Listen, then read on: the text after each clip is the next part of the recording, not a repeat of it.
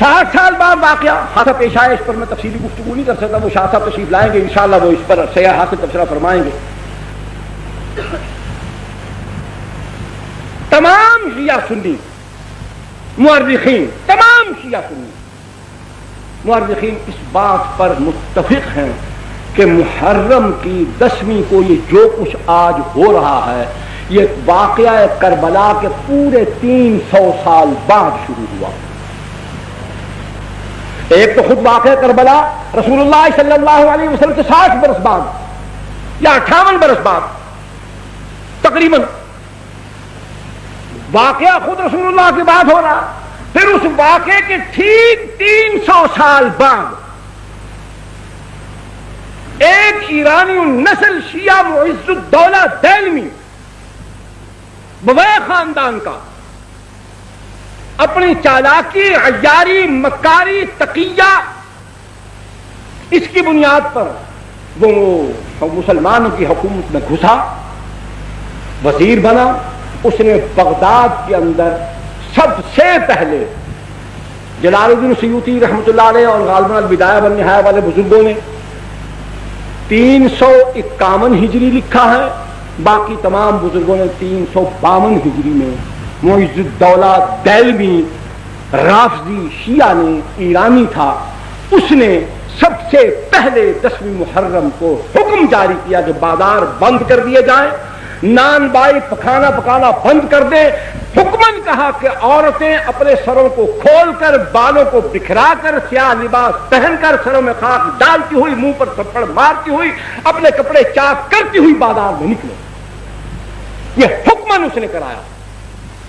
Number 2، سب سے پہلے قبہ گنبد نما ایک گنبد بنوا کر شہر کے چوک میں رکھوایا، اس پر ٹاٹ ڈالے، وہ نمونہ بنایا سیدنا حسین رضی اللہ تعالیٰ عنہ کے مزار کا۔ یہ پہلا کام بھی اسی نے کیا۔ تیسرا، اپنے دور حکومت کے اندر بغداد کی تمام مساجد کے دروازوں پر تمام صحابہ کرام بالخصوص سیدنا معاویہ رضی اللہ تعالیٰ عنہ پر لعنت لکھی ہوتی تھی۔ یہ معز الدولہ دہلوی حرام خور خنزیر، سب سے دنیا کا کوئی مورخ یہ بات ثابت نہیں کر سکتا، قسم خدا کی کھا کر کہتا ہوں، میں غریب آدمی ہوں، نقد دینے کا دعویٰ نہیں کر سکتا، میں جھوٹا ثابت ہو جاؤں تو سر بازار مجھے 100 کوڑے مار دیں۔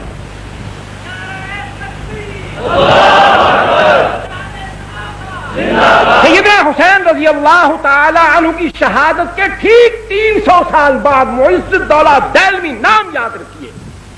شیعہ تھا، مکاری سے وزیر اعظم بن گیا، بغداد پر قبضہ کر لیا، وہاں اس نے حکمن 10ویں محرم کو یہ کام شروع کروایا، عورتوں کو حکمن باہر بھیجا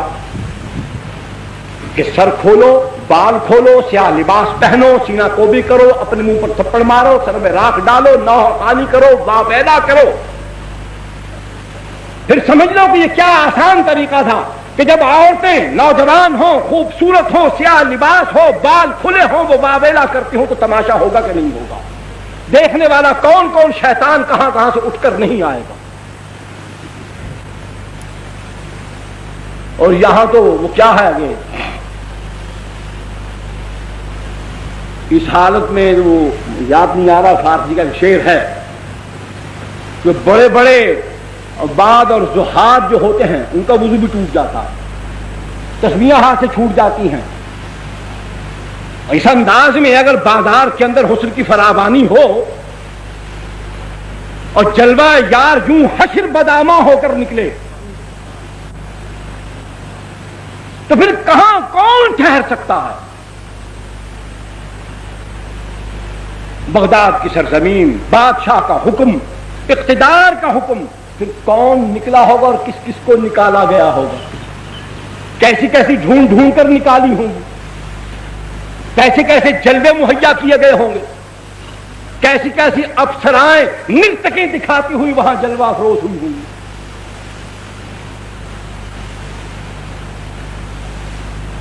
دوسرا، ایران کے اندر قاچاریوں کی حکومت، ناصر الدین شاہ قاچار، اس نے اپنے دور حکومت کے اندر باوجود اس کے سنیے، باوجود اس کے کہ وہ قاجاری رافضی تھے، شیعہ تھے، نسل در نسل سارے قاجار شیعہ حکمران آئے، صفوی خاندان، انہوں نے بڑے ظلم کیے ایران کے اندر۔ حالانکہ یہ مسلمانوں کی مفتوحہ سرزمین ہے، سیدنا عمر بن الخطاب رضی اللہ تعالیٰ عنہ کے زمانے سے لے کر حضرت معاویہ بن ابی سفیان سب کہیے رضی اللہ تعالیٰ عنہ تک، یہ ایران کی سرزمین بار بار سر اٹھاتی رہی، اور اس کو اللہ کے پاک پیغمبر کے تربیت یافتہ دنیا کے سب سے اعلیٰ اور مہذب انسانوں نے اس کو جس طریقے سے اس کو رام کرنا چاہیے تھا، تہذیب سکھانی چاہیے تھی، اس کو سمجھایا، سکھایا، لتاڑا پتاڑا چٹھاڑا فتح کیا، دین سمجھایا۔ لیکن پھر وہاں رافضیت کیوں پھیل گئی؟ بالکل انہوں نے وہی عمل کیا جو عمل آج، میری طرف توجہ فرمائی، جو عمل آج پاکستان میں جاری ہے۔ انہوں نے وہاں سنی مسلمان عوام کو کچھ نہیں کہا، صفوی خاندان کے بادشاہوں نے 20,000 سے زائد علماء کو قتل کر دیا، صرف علماء کو قتل کیا۔ تو علماء کے قتل ہو جانے کے بعد نہ دین بتانے والا کوئی ہوگا، نہ سمجھانے والا کوئی ہوگا، تو پھر جو ہم کہیں گے وہ خود بخود لوگ قبول کرتے چلے جائیں۔ بیداری تو علماء پیدا کرتے ہیں، علم ان کے پاس ہوتا ہے، سمجھاتے وہ ہیں، پڑھاتے وہ ہیں۔ عقائد کی اصلاح ہو، اعمال کی اصلاح ہو، اخلاق کی اصلاح ہو، سیاسیات کا معاملہ ہو، اجتماعیات کا معاملہ ہو، جب بتانے والوں کو، سمجھانے والوں کو، سکھانے والوں کو، رہبری کرنے والوں کو، قیادت کرنے والوں کو، سیادت کرنے والوں کو، ان سب کو مٹا دیا گیا، جس طریقے سے پاکستان کے اندر احسان اللہ فاروقی کو شہید کر دیا گیا، علامہ احسان اللہ ظہیر کو شہید کر دیا گیا، فیض عالم صدیقی کو بھی قتل کر دیا گیا، مولانا سید منظور الحسن شاہ صاحب حمدانی رحمۃ اللہ علیہ، خیر بٹامی والے، ان کو شہید کر دیا گیا، مولانا حق نواز شہید رحمۃ اللہ علیہ کو شہید کر دیا گیا، ایثار القاسمی کو شہید کر دیا گیا، عبدالصمد آزاد لئیے والے کو شہید کر دیا گیا، مولوی محمد یوسف فیصل آبادی کو شہید کر دیا گیا۔ کتنے علماء شہید ہو چکے ہیں۔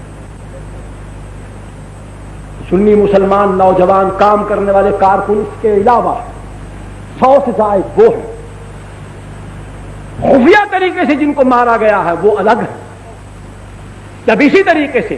اہل سنت والجماعت کا طرز عمل یہی ہوگا جو آج ہمارا ہے، تو بالکل وہی صفوی خاندان والا عمل پاکستان میں شروع ہو چکا ہے۔ یہ بھی اس بات کی نشاندہی کرتا ہے کہ سنی سن ہو چکا ہے، اس کے اندر غیرت دینی مر چکی ہے، اس پر پھٹکار پڑ گئی ہے کہ صحابہ کے پر لعنت بھیجنے والے مردود ملعون لوگوں کے ساتھ تعلقات کی وجہ سے خدا نے اس کا ایمان سلب کر دیا، اس سے غیرت دینی چھین لی۔ قاجاری خاندان،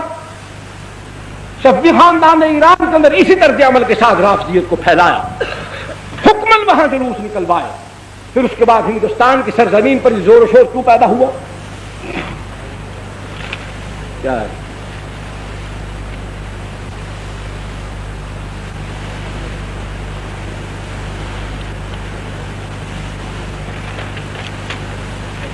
ہندوستان کے اندر بھئی آپ توجہ میری طرف رکھیں، کان اور آنکھ میری طرف رکھیں، ہاتھ جیب میں ڈالتے جائیں،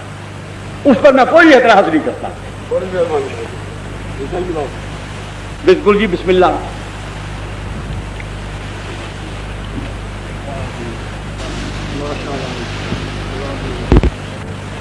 توجہ میری طرف رکھیں۔